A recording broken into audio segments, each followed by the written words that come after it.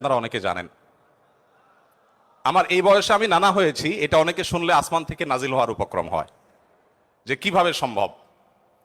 তো আমি বলি, আমি আমার সংসার জীবন গোছানো শেষ, আমি এবং আমার মিসেস সহ বাকি জীবন আরামের সাথে দেশ বিদেশ যদি ঘুরেও বেড়াই, আল্লাহ বিল্লাহ করে বাকি জীবন কাটিয়ে দিই, আমার কোনো টেনশন নাই, কারণ আমার সংসারের সব সেট করা শেষ। সে সমস্ত মানুষদেরকে দেখে আমার করুণা হয়, মায়া হয়, যারা আর্লি ম্যারেজকে দোষণীয় মনে করে তারা অনেক বেশি দেরি করে তথাকথিত নিজের পায়ে দাঁড়ানোর কথা বলে 30-35 পার হওয়ার পর বিবাহ শাদী করেন।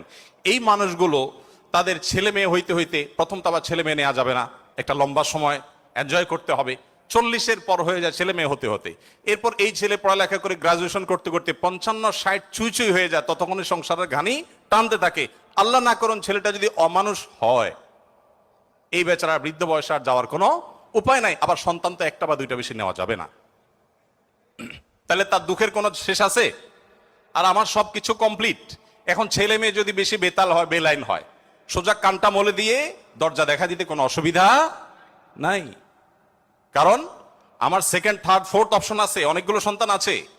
আর দ্বিতীয়ত আমার বয়সে এখনো অনেকখানি বাকি আছে। যাই হোক, আমি সেদিকে যাচ্ছি না। আমি যেটা বলছিলাম সেটা হলো, ছেলেদের